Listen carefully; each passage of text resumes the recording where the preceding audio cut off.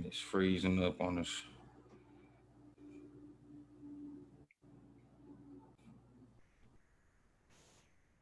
Ain't it funny how when something is supposed to be ready, it freezes up. So, hey, if welcome everybody to Book Talk Live. Y'all know what time it is. It is a little bit after 3 o'clock Central Standard Time. So, for those of you who are tuning in with us live, we definitely appreciate you. For those of you who are just jumping in or catching the replay, then I promise you today is one of the episodes of Book Talk Live that you do not want to miss. Today I have a great friend with me. He is recently a published author as recent as yesterday. Multiple time best-selling author already, multiple categories. He's already number one, leading the way as he jumped out the gates. Very very big, but even before that, he's made some major moves and is still doing some major things outside of book writing. So I want to introduce y'all to Mr. Reggie Rusk. How you doing today, brother? I'm doing good. How you doing? I'm still riding that wave and that high from yesterday, but I'm doing really good. There you go. Hey, I'm right there with you, man. I was there to witness the event and saw how powerful it was. A lot of people didn't necessarily get a chance to. A lot of people were present, and it was for it to be a virtual launch. That was beyond powerful, man. So let's jump into you. Tell the people a little bit more about you, who you are, where you from, your background, and what you do. All right, I grew up in Texas City, Texas. Was fortunate enough to play college football at the University of Kentucky. Was then fortunate enough to be drafted in 1996 by the Tampa Bay Buccaneers. Got a chance to play 6 years in the NFL with three different teams: Tampa Bay Buccaneers, Seattle Seahawks, and the San Diego Chargers. After being injured, I was forced to figure out what my next life move was, and I've always been into entrepreneurship. So I started my own business, and then I got into, I did that for a little while, was a limousine service. And then I got into the sports business. I think that was an easy transition for me, getting into, the sports arena, just because that's what I've been doing since I was 9 years old. And so ever since then, I've been working with kids. I was one of those kids that could have easily slipped through the cracks and not got an opportunity, being that I had zero scholarship offers at the end of my senior year and forced me to go to junior college to start. So I made it a mission to help as many kids as I could get that opportunity and have a chance to go to college and do it for free, go to college for free with no debt after they're done by earning a scholarship. And along the way, the entrepreneurship thing was huge. That was one of my pillars. I want to make sure that kids understand that education is definitely important.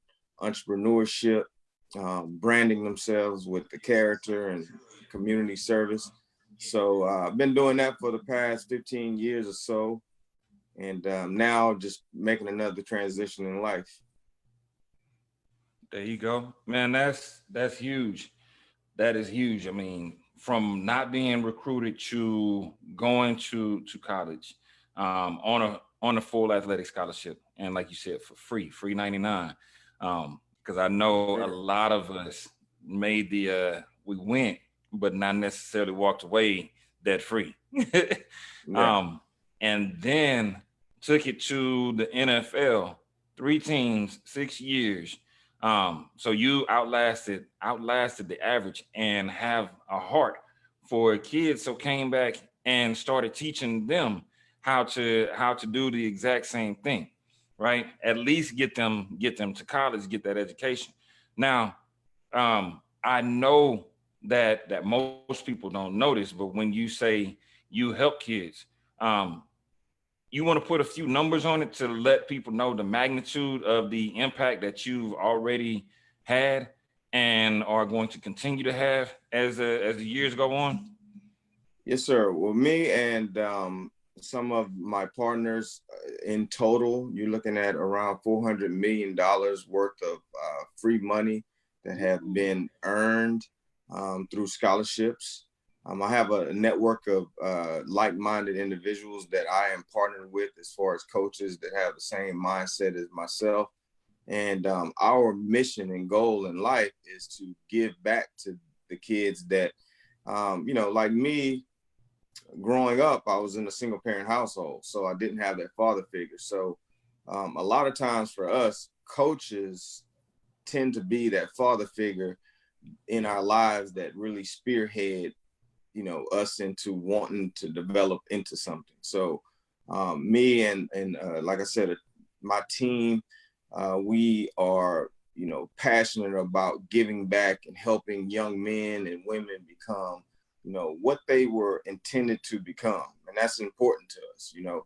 Um, if those men wouldn't come into my life when they did, who knows? I know I probably would have been successful, but maybe not in the arena that I was successful in. So, God works his miracles, and he gave me the opportunity, he gave me the platform to play in the NFL. I didn't make millions of dollars, but I think he gave me the platform, and that was my calling, Yeah. because when people see that you play in the NFL, you have a little bit of credibility behind you, so people are willing to listen. And I have that platform, and I took that opportunity to use it and make sure that I'm going to help as many kids as I can. And it's a blueprint. I really believe that it's a blueprint, and all of them won't make it to the NFL, and that's fine. But all of them can be successful. All of them can, one day own their own business, There you go. be top selling authors. Um, I'm living proof of it. So There you it go. can happen. Hey, and like you said, that you have the blueprint, so you're giving them um, one of the things that is missing for most kids, and that's the exposure, right? That exposure piece is huge because a lot of people come back and they say, well, I'm gonna do this for kids, and then you look and you dig deeper, and you actually start to see, wait a minute, you're not doing this for the kids, you're doing it for those behind the scenes things that are happening. But I know just from being around you that you have that definite passion for kids. So tell us a little bit about your book, because I know people want to know, what's going on. He's an author. He's been in the NFL. He's helping kids. And in case people missed it, the number that he said was 400 million, which means that's a lot of money that these kids have been able to gather. So we definitely want to help more kids. So if anybody is watching and they're in administration, they're in different ISDs, they're teachers, they need to connect some of these student athletes. This is your guy that has the blueprint. So let's talk about the book, the recruiting playbook. The Definitely. recruiting playbook. The reason why I wrote the book is, like I discussed previously, over the years of me working with a lot of kids, I've seen so many adults take advantage of families, take advantage of kids, and it happens all the time. And my heart is not at that place where I can stand by and watch people consistently take advantage of other people. And Yeah. you have these vultures out there. It's all about them. It's all about what they can do and what they've done. So, you know, all of these years I've been helping kids, and it's been, a lot of it is mentoring, a lot of Mhm. mentoring and getting souls that come in that have issues that are going on, and they are able to confide in me when they probably sometimes couldn't even confide in their parents Go to their or parents, their yeah. coaches at school. So that just turned me on. And over the years, I've just learned how to piece things together. And I put all of that into the book. And it came from a place of seeing families be manipulated, kids being manipulated by grown-ups. So I wanted to write the book and give these strategies and these key points that any kid, any family could read it and say, wow, I can use these Can do that, strategies yeah. and market myself to colleges, and it's not really costing me much of anything. Some of these companies, man, they charge upwards to $3,000-$4,000 a year. Yep. And all they're doing is putting your name on a website. And, I just feel like that's, it's so distasteful but that's the society that we live in. So my job, I felt like, was to make it available that families could read this book, get these strategies and apply them. Now that's the key thing. That's the key word to it all. Gotta apply. Apply. I can Yeah. write down things and I've had that. I've told people different things and they just didn't apply it, and that's on them. But if the information is brought to you and you don't apply it, that's definitely going to be on you. So that's what I did with the book. I just it's been a long time coming because I'm not an author. Well, I guess I am an author now. You're an author But now, yeah. going forward, I wasn't. It was just an idea. It was just a goal of mine to write a book. And I was told to, writing really is therapy for you. So I started just writing as a therapy mechanism. And man, it just once I showed different people, they were like, wow, this is actually pretty good. I think you can help a lot of people with this. So that's how it came about, and I call it the recruiting playbook. It, we all play sports and there's always a playbook, and the playbook is what makes you successful in that game. If you follow the playbook, 9 times out of 10, you're going to be successful. So that's why I call it the recruiting playbook, because if anyone reads it, they're going to be able to take some things out of it and apply and be seen. And that's all we need, is that one opportunity. Exactly. I gotta make a correction though, because you say anybody can play sports. No, I laugh when I share my story. I'm 6'7", played basketball in high school, but see, there were like, here's the coaches is right here. There's all the players. There's the water boy right here, and I was like somewhere down there. So Hey, I when you didn't say say you have to be great at it. I said everybody can play. You know what I mean? Like, that's the reality of it. But, the one thing that I feel about sports is sports brings people from different backgrounds together. What other, where can you go and sit in a stadium and cheer and high five a person that you don't know? It doesn't matter what color they are. It doesn't matter what race, what ethnic background they're from.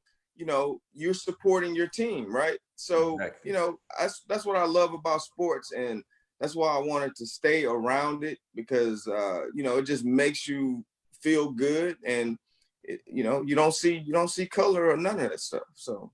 Exactly. There's a lot of brotherhoods that are formed, brotherhoods and sisterhoods that are formed on the court, on the field, on the track, whatever it is. Just that sports camaraderie gives people, gives kids especially, a different level of discipline that they wouldn't normally have if they weren't involved in some type of sports. Because some of these kids are like, they're good on the keyboard, they're good on their phones, they're good with video games, but they never get into anything else until they find sports. And then all of a sudden it's like, this kid is now a social butterfly. They got friends from every background, every part of the neighborhood, every part of the community. And just like you said, it's not about race, it's not about color, it's not about creed and nationality, it's not even about economic status, because you'll have kids who normally would have never met that are now brothers in arms or sisters in arms because they're connected through this sport that they're a part of, right?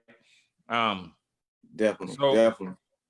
so when you say any kid, so is this playbook just for like juniors and seniors, because that's usually the time that people are starting to get recruited, right? Not for me.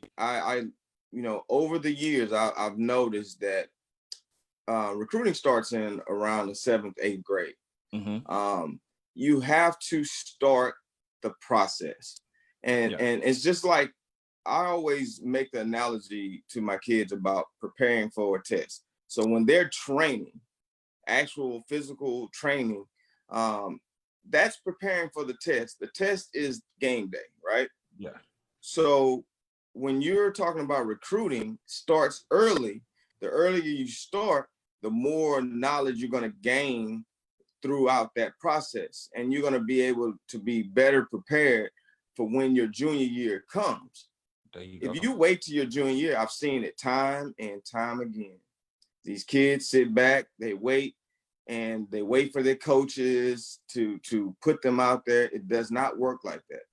It's easy for me to have a 4-star, 5-star athlete and promote them because Mm-hmm. reality tells us that that kid is going to be recruited, highly recruited anyway. Yeah. I don't even want those. I'm going to work with them, of course, but I want the kid that no one thought, because I There was you that go. guy. There you I go. was that guy, right? No one thought, but my heart was bigger than I don't. It was, you got 6'4", 6'5" guys on the field. My heart was bigger than theirs. And when I crossed that line, I was a totally different person. And I want to make sure the kids understand that. Don't let your size, your speed, your height, your strength. Don't let any of those be You got to throw a height in there again. crutch, huh? You got to Can't throw let height in there them again. enhance, huh? I said you got to throw height in there again. Oh Really? yeah. Hey, but I mean, reality tells us, like, if a kid's 6'5", guess what he's gonna do? He Wow. thinks he thinks that everybody wants him because he's 6'5". Mm-hmm. If you're 5'9", 5'10", the kid, most of them think that no one wants them because they're not tall enough. If you Yeah. erase that out of the mindset, hey, it's about how much work you put in, where you want to be, and how much work you're going to put in.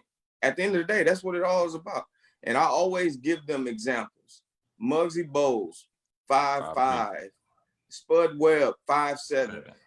You think about Spud Webb winning the NBA dunk contest. If he would have listened to most of the naysayers telling him, man, you're too short. You never make the NBA.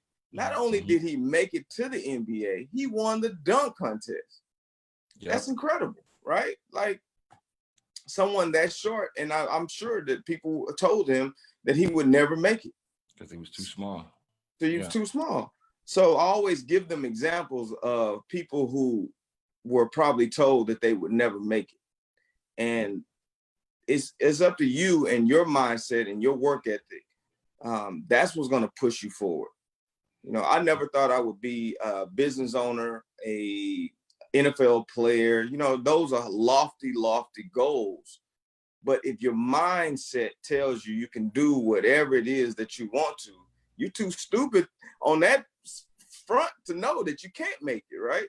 Mm-hmm. I didn't know I couldn't make it. I know there were lofty goals. I didn't say that I was gonna end up doing those things, but that was my goal to accomplish those things. So I think when you set those goals and you set your mind up, you can do and become whatever you want. Yeah, exactly. And I think for most people, as they're listening, they're like, well, he's only talking about the athletic side of it, right?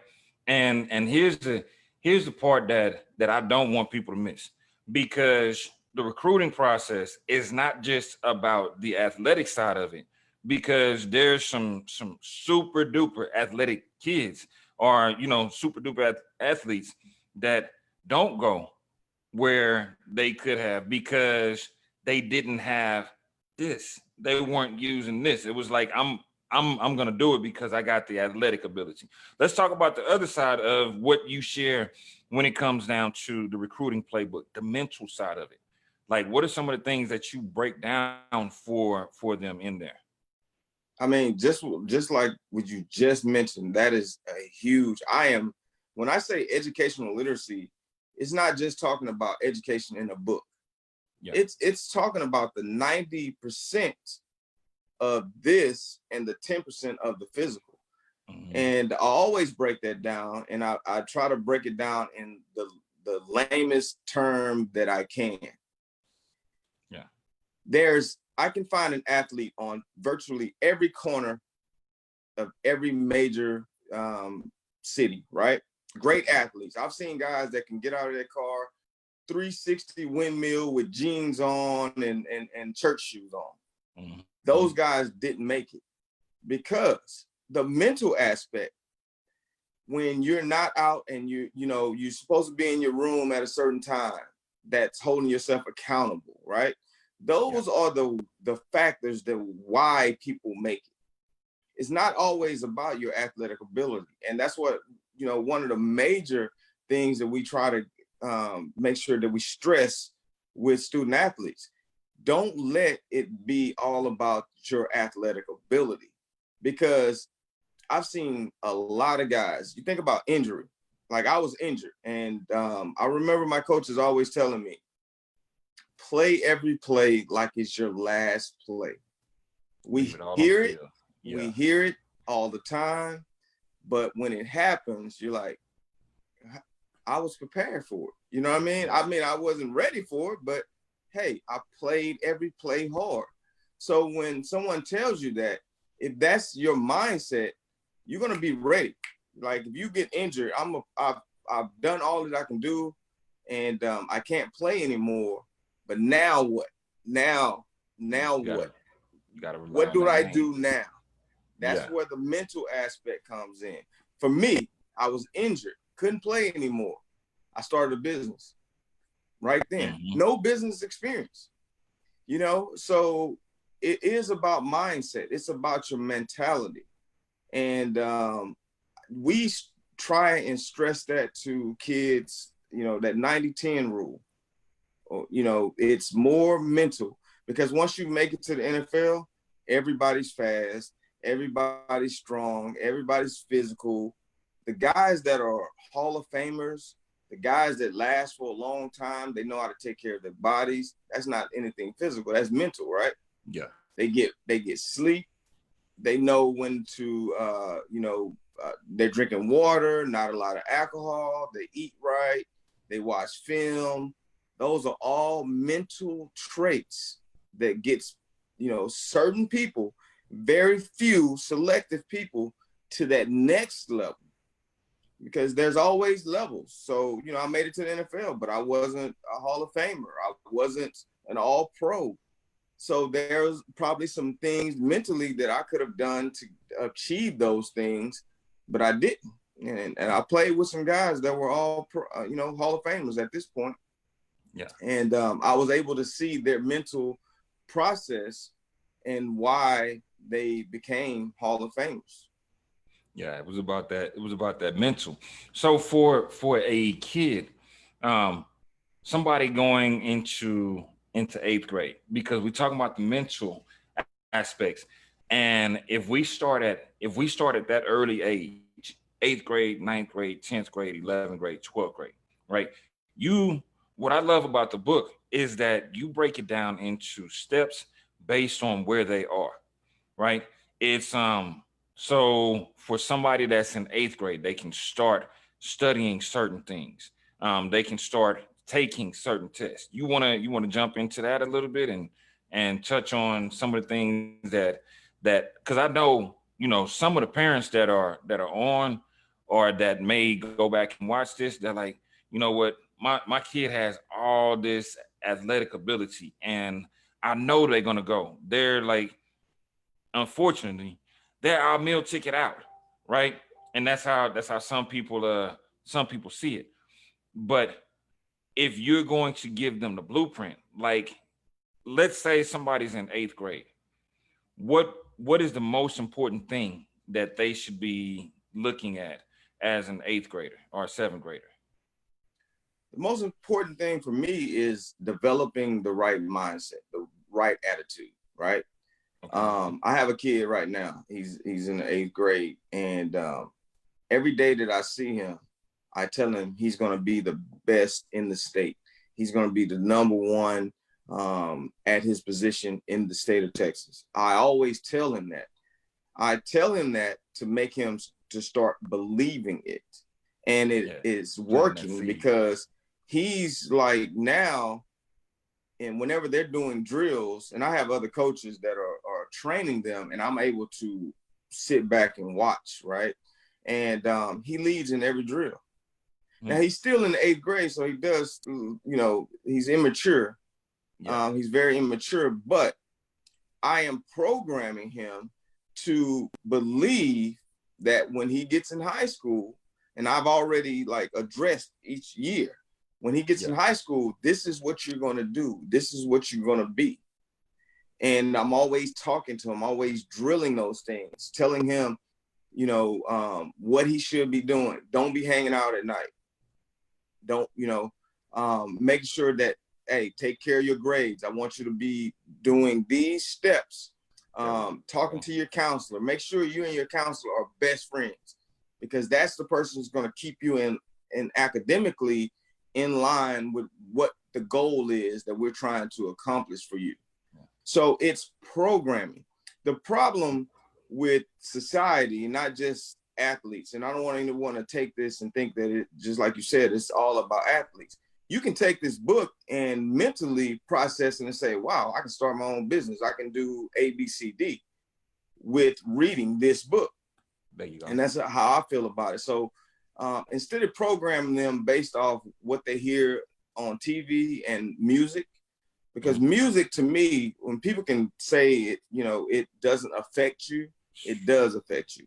Yeah. I listen to podcasts. I listen to motivational speakers every day, because I need that positive, that positive influence to get my day going. So then when I'm working with kids, I want to give them that positive to program them in a positive way to think. Their minds. Yeah.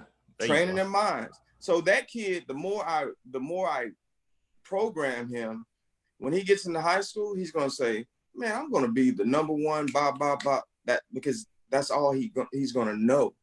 Yeah. So you can definitely program your kids to think that. And I think a bigger issue is, and I don't want to come at coaches, don't get me wrong, but some people just, for me to build a winning organization, people have to buy in. And from my personal experience, when you believe that coach cares about you, those organizations, those teams, they usually win. Yeah. Because those kids are out there doing it for the coach. But in reality, they're helping themselves. They're helping their own case, but they don't know that, because they're programmed to think, man, we got to win this for coach. We got to do this for him. I'm going to run through that wall for him. But, that's how you form and build a community, is that belief system and that culture. You building that culture. And that's what we've always tried to do, is build that culture to where kids don't see their limitations. I didn't see that I was 5'10". Man, you couldn't tell me that I wasn't 6'5" when I stepped on the football field. But that was my belief. And that's what made me successful on the field, So that's kind of how the approach is when you're working with athletes. It's building a culture that's mentally and physically demanding, or where the kids can see that these things are going to help me progress in life, not just on the field or the basketball court. Set those expectations. And you touched on something that's major. You said for coaches, it's not all about them. And there's a quote that I love. I forget the author of the quote, but it says, people don't care how much you know until they know how much you care. Right. And that's how so many kids are, because you can have a doctorate degree, you can have, all the information in the world on a particular subject. But if you walk into that room with this, I'm so and so, that kid is gonna look at you and say, you just like everybody else. But when you walk in there and you put that kid first, then instantly you get a different result, because they bought into you, which allows them to buy into the program and the process, right? Um, so let's touch on a few more things, because I definitely want people to understand how important this book is. When I say I vouch for the contents of the book, like I actually looked through it, and he's talking the recruiting process, not only the athletic ability that's required, not only the mental, training your mind, but also those simple steps. What your grades need to look like, the different places that you can put your scouting information, the ways to get the video done, the importance of the SAT and the ACT when it comes down to a kid's future. And these are all things that some of the student athletes have been missing, because they, like you said, they get to that point where it's like, oh, I'm the best in my high school, right? And it's like, yeah, your high school isn't the world, though. You competing internationally now. We're no longer in the times where a coach can show up to a game and it's like, oh, I like the way that kid played.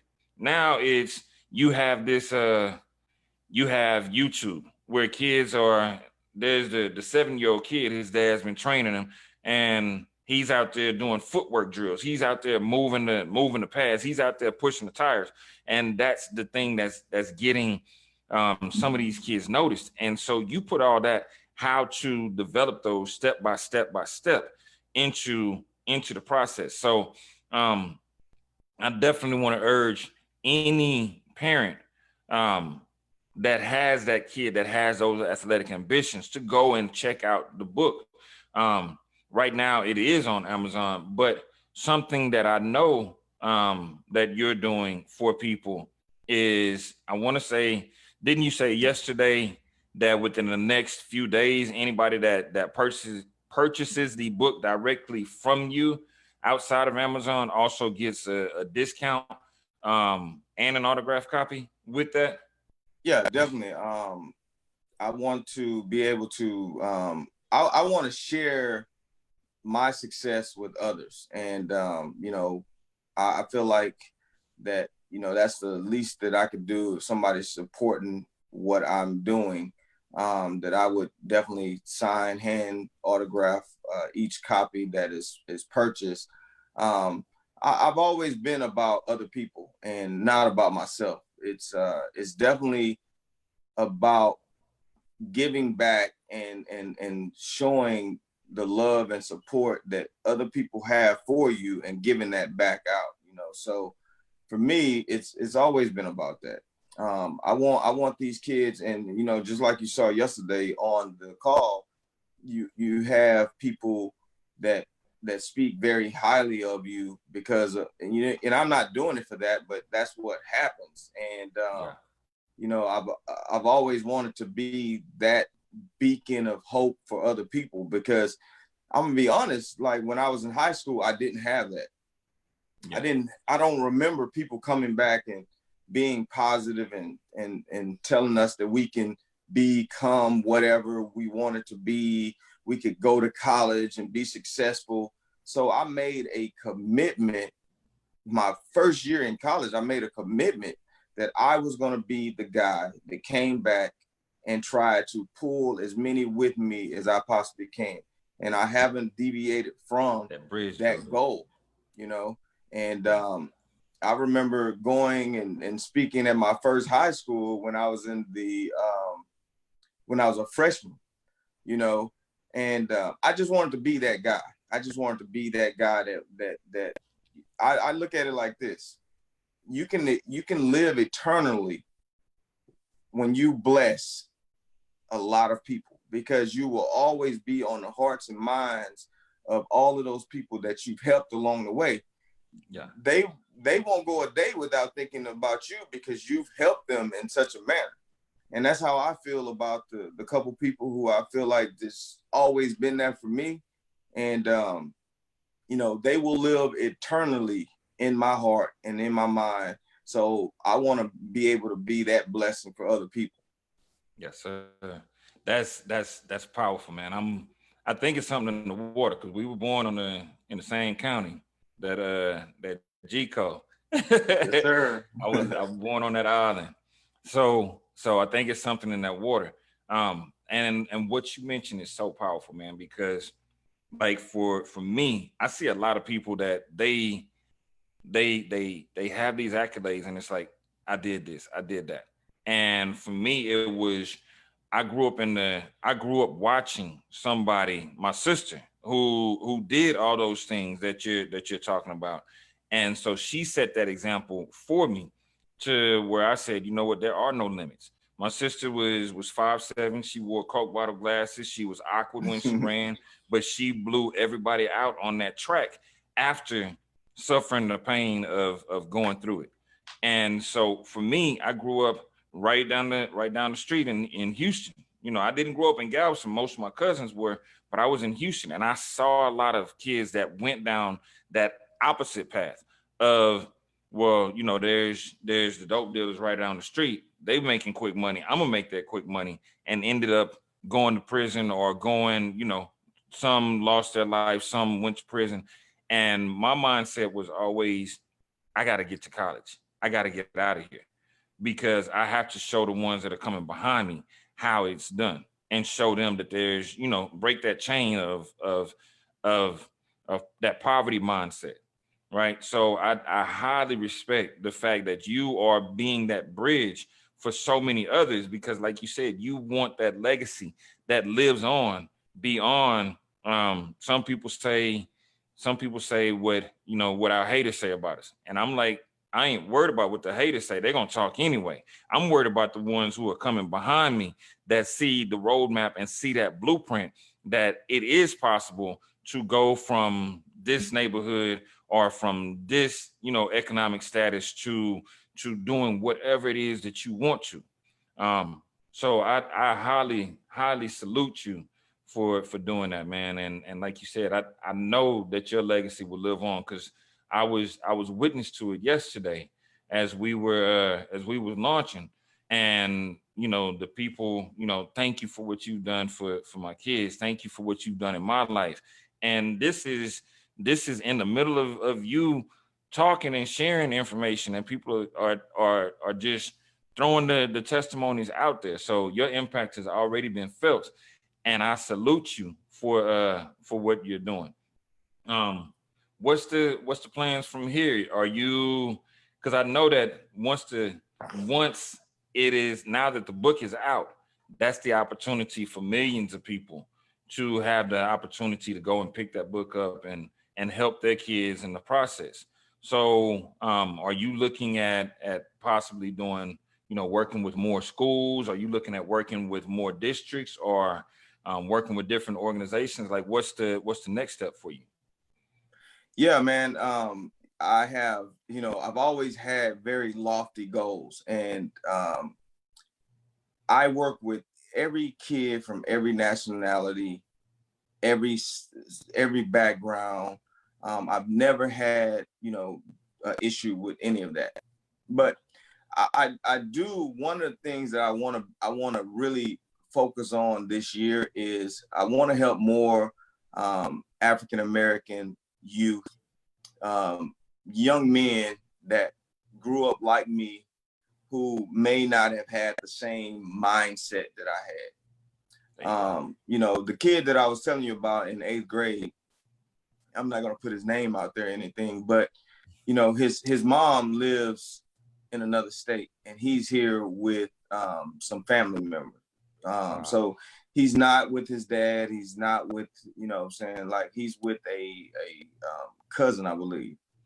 Um, So those his are the job is even kids harder. that they need it Yeah. because if I wouldn't have had that positive role model, and my positive role model was of a different race. So that's not the issue. But for some, they need to see a positive Black role model who, in their eyes, very successful. I have a hard time talking about success and money and all of those things. I just have a hard time with that. That's just one of my things. I believe success is different for everybody. Yeah. And so with me, I really, and you and I have discussed this a number of times. I want to do, mentoring camps where we bring the kids out and we bring positive role models out and let them invest in them as far as giving back to them and show them that there's more than the circumstances that you are in and the circumstances in which you come from.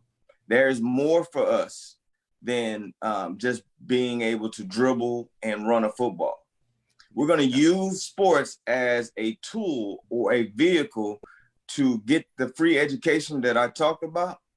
But football, basketball, baseball, whatever it is, that's going to be secondary for us. Vehicle, yeah. I want us to understand the power of investing, the power of owning your own business. And if I'm gonna work hard for somebody, I want to work hard for myself, right? Yeah. I'm gonna put that labor and that work in for myself.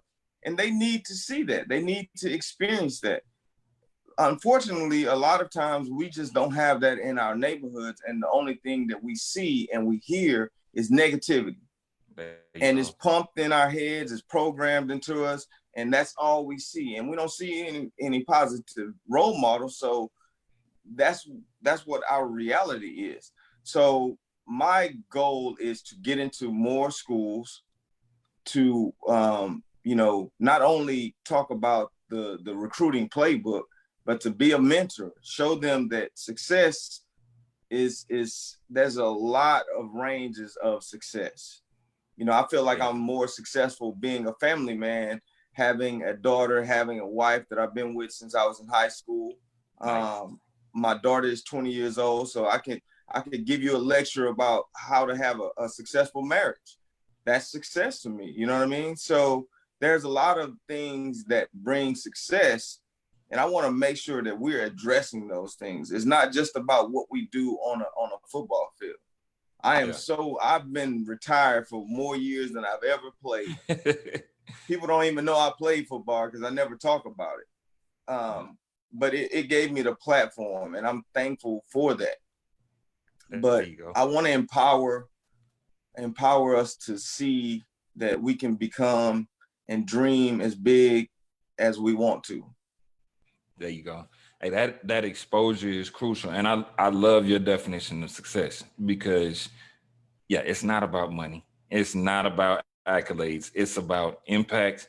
And the first real impact that you always will have is right there at home with your family. So salute on that. And so what I would love for people to do is, if y'all are connected to districts, if y'all are connected to schools that have, those young African-American men and women, that have those young Latino men and women, that have those young Caucasian men and women, that have those young, even Asians, just because they are making those grades. Some of them have some ambitions to become athletes as well. So if you know schools that are working with kids, you hear it. You can hear the passion in his voice, in his demeanor. He wants to help the next generation get to where they want to be, using athletics as the vehicle that may propel them and gives them a much firmer runway than before. But definitely, if you are connected to these districts, you're connected to these schools, reach out and connect. Leave the comments in this chat and we'll get with them. And it looks like we're at about 50 minutes. It just feel like we've been talking for about 5 minutes, right? Right. And when you're passionate about something, man, it's just like it just goes, it just flows. And you and I have spent many times on the phone and talking about, you know, both of our goals together, and your goals for yourself and my goals for myself, man. So my main thing was to always be around positive people that I can learn from. And since meeting you, I've learned some things. And I'm not that type of guy that's gonna, you know, think I'm bigger and better and whatever the case may be, like some people do. If I can learn from you, I don't ever want to be the smartest guy in the room. There you go. If I can learn from you, I'm gonna learn whatever it is that I can learn, and I'm gonna sit there and be a student. And when it's time for me to be a leader, I can be a leader. But I want to be a student sometime too. I want to learn because I don't know everything. And with us together, we're going to be able to impact more people, more lives. And I always talk to my daughter, I talk to kids that we work with about legacy. Now, in the sports realm, I've left a legacy because you know, at my high school, I was, you know, I've done a lot of great things athletically. In my colleges, every college, I've left a legacy. But the biggest impact is just like we talked about on that call, where I'm being invited to weddings of kids that I've, you know, trained. Talk about it. They're calling me and we're having lunch, and they're telling me about, you know, what they're doing in their lives and their careers, and that's legacy. That's something that will live forever. You will always impacted these people. And with like-minded people, now we can expand that and we can reach out and affect more people in a positive way. And that's when you talk about leaving your legacy. Martin Luther King died a long time ago, but his legacy lives on forever, for generation after generation. That's the impact that I'm talking about. Exactly, man. One of the guests on the, or not guests, one of the viewers, is asking about have you worked with children in foster care? She says she was raised in the foster care system, and that's an avenue that is definitely needed. Also, boys and girls clubs. When I played, I did a lot of stuff with the United Way, and we just actually, with my organization, we partnered with a foster care um, around in our area. Now I haven't gotten a chance to work with them a lot because of COVID, but we did partner with the foster care, and we had planned to do some things with them. But yeah, I mean, you know, the impact and the reach is, I don't care where, you know, I've heard a lot about foster children from our partner, and it's horrible how some of these kids are treated, and it's horrible how the system will place kids in a family that are known to, you know, not treat the kids how they should be treated. It's just horrible, you know. And whatever I can do, and whatever my team can do, because I'm surrounded by some winners, you know. And I you know, Sugar Ray is a winner. My man Nolan Davis, definitely a winner. And the thing about all of us that's legitimate, we care about other people, you know, each one of us, you know. And that's the key to our relationships and our friendships, is like we all really genuinely care about helping other people. Exactly, man. Well, listen, it is about that time. I want to do two things. One, let the people know how they can follow your organization so that they can connect with you, and get more information about what you're doing in the community, what you're doing with the youth, and then we're gonna share how they can get your book, the recruiting playbook, and also how they can purchase that book and get that autograph copy. Because if y'all waiting on I don't know, 2-3 months from now, that book is probably going to be platinum bestseller in all categories. We're gonna be So working on that. Trust me. yeah, Honestly, if there's someone out there that's listening, that has, there's a lot of people that financially they have more money than they know what to do with, and they need a cause to put their money into. I'm talking to those people, and everybody. I'm talking to everybody, but those people that have the resources. I want to create something, and I ain't gonna put it all on the yeah, live we right talked now, about it a but little bit. I want to create something that I think is going to be very beneficial to a lot of kids. And my organization is a 501c3, so that is definitely tax deductible before whoever that wants to invest in it. But I want to make those partnerships with those people who have the resources to do so. And the thing that I'm thinking about and planning is very big. It's going to help a lot of kids.